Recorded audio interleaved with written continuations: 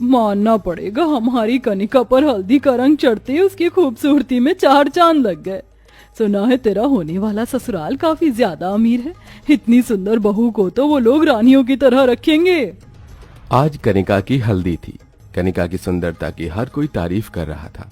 कनिका की सुंदरता की वजह से आज उसका रिश्ता शहर के सबसे बड़े परिवारों में से एक परिवार में तय हुआ था।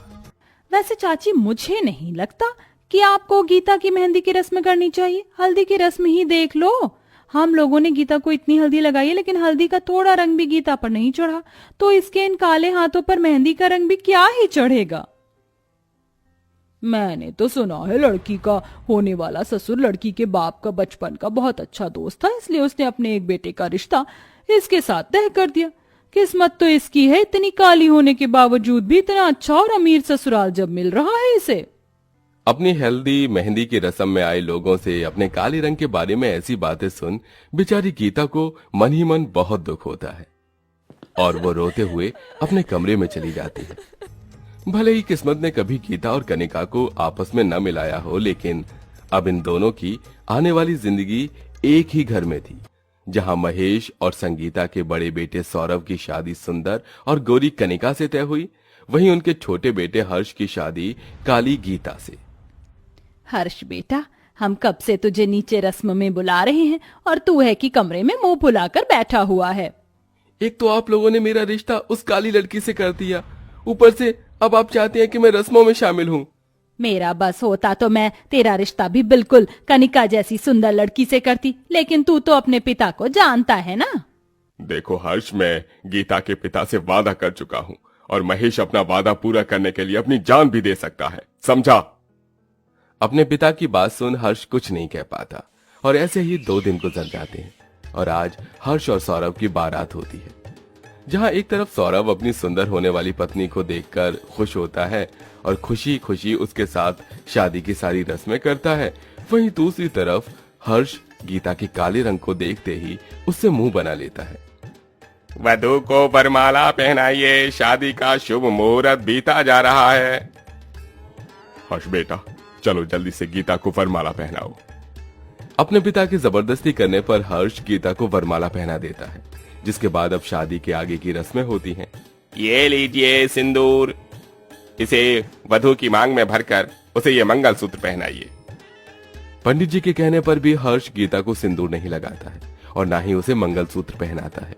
अपने होने वाले पति का ऐसा व्यवहार देखकर गीता भी समझ जाती है कि उसके पति को उसके काले रंग से दिक्कत है, लेकिन बेचारी गीता इस बात भी कुछ नहीं कह पाती और महेश की जबरदस्ती करने पर हर्ष गीता को सिंदूर लगाकर मंगलसूत्र पहना देता है, जिसके बाद दोनों भाइयों की शादी संपन्न होती है और दोनों बहुएं विदा होकर अपनी ससुराल चली जाती हैं, जहां एक गाड़ी में संगीता अपने बड़े बेटे सौरभ और अपनी गोरी बहू के साथ बैठी होती है, तो वहीं दूसरी गाड़ी में महेश अपने छोटे बेटे हर्ष और गीता के साथ बैठा होता है।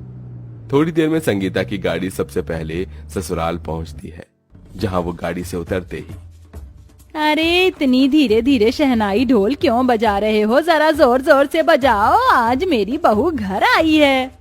अपनी बहू की आने की खुशी में संगीता दरवाजे पर ही औरतों के साथ नाचने लगती है, जिसके बाद वो अपनी बहू को गाड़ी से नीचे उतारती है और उसे अंदर लेकर आती है, जहां सभी औरतें कनिका पर फूल बरसाती हैं। माँ जी, आप तो मेरा ऐसा स्वागत कर रही हैं जैसे मैं आपकी बहू नहीं बल्कि किसी राज्य की महारानी हूँ। मेरी बहू की सुंदरता के सामने तो किसी राज्य की महारानी भी फीकी पड़ जाए। बहू सबसे पहले इस हल्दी की प्लेट में अपने हाथ डुबाकर अपने हाथों की छाप इस दीवार पर छोड़, उसके बाद इस चावल से भरे कलश को अपने दाएं पैर से गिराकर इस आलते में अपने दोनों पैरों को रख, इस सफेद कपड़े पर चलती हुई अपने घर के अंदर प्रवेश कर। संगीता धूमधाम से सारे रिवाज के साथ कनिका का गृह प्रवेश करती है। मेरी तरफ से ये तेरा गृह प्रवेश का तोहफा। माँ जी, ये हीरो का हार तो बहुत ज्यादा सुंदर है, लेकिन मेरी बहू की सुंदरता के सामने ये कुछ नहीं। सौरभ बेटा, जा कनिका को कमरे में ले जा, काफी थक गई होगी, आराम कर लेगी। संगीता कनिका और सौरभ को उनके कमरे में भेज देती है। तभी वहां महेश अपनी काली बहू और बेटे के साथ गाड़ी से उतरता है। अरे क्या हुआ, तुम लोग ऐसे शांत क्यों बैठे हो? अरे जरा ढोल बजाओ, मेरी बहू आई है। अरे हमें तो बस एक ही बहू के आने की खुशी में ढोल बजाने के लिए कहा था। अगर आपको इनके लिए बजवाना है तो आपको हमें और पैसे देने होंगे। बैंड वाले की बात सुन महेश उन्हें पैसे देता है, जिसके बाद सभी फिर से शहनाई और ढोल बजाना शुरू कर देते हैं और महेश नाचता हुआ अपनी बहू गीता को अंदर लेकर आता है। गीता के काले रंग को देखते ही संगीता उससे मुंह बना लेती है। अरे अब वहीं खड़ी रहोगी या नई नवेली बहू का स्वागत भी करोगी? मुझे नहीं करना इस काली कलूटन का गृह प्रवेश। आपको ही शौक था ना इसे बहू बनाने का, तो खुद ही करिए इसका गृह प्रवेश। संगीता, तुम ये कैसी बातें कर रही हो? अभी तो तुमने अपनी गोरी बहू का गृह प्रवेश इतनी धूमधाम से करा, उसे तोहफा दिया और नाची भी, और अब अपनी काली बहू के लिए तुम ऐसा कह रही हो? अगर तुम्हें इतना शौक है तो तुम ही करो इसका गृह प्रवेश, मैं तो चली। अपनी सास का अपने प्रति ऐसा रवैया देख गीता को बहुत दुख होता है, जिसके बाद नर्मदा गीता का गृह प्रवेश करती है और उसे हर्ष के कमरे में ले जाती है। थोड़ी देर बाद हर्ष जैसे ही अपने कमरे में आता है, तुम्हारी हिम्मत कैसे हुई मेरे कमरे में आने की? निकल जाओ मेरे कमरे से। आपके साथ साथ ये मेरा भी तो कमरा है, मैं भला इस कमरे को छोड़कर कहाँ जाऊंगी?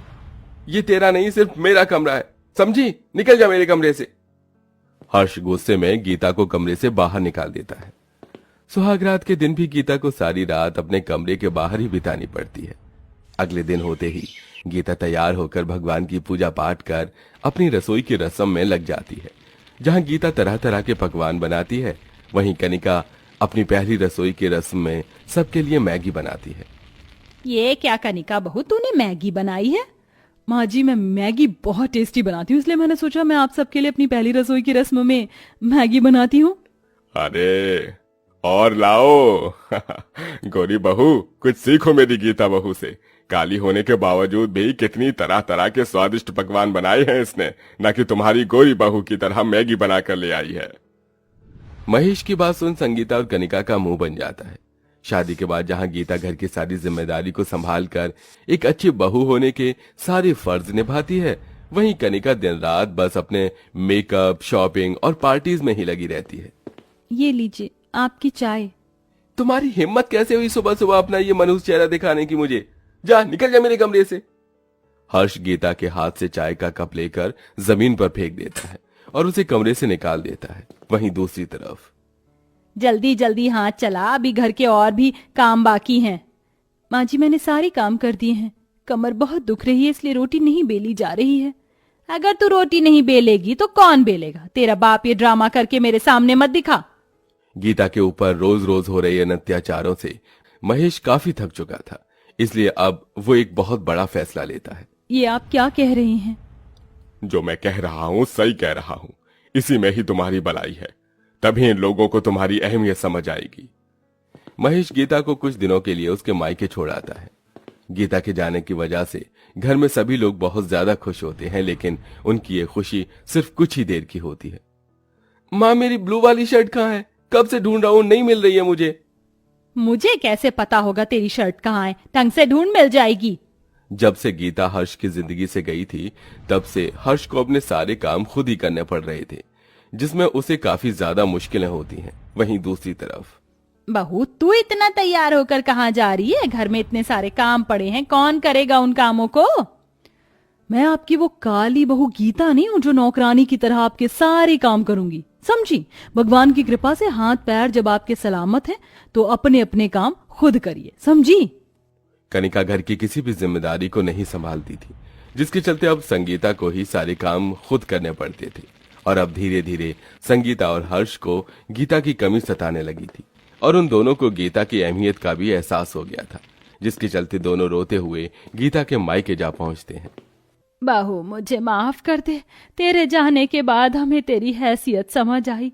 काले और गोरे रंग के भेदभाव के चक्कर में मैं तो भूल ही गई थी कि कौन सी बहू मेरी लायक है और कौन सी नालायक बहू। अपने ससुराल वापस आ जाओ।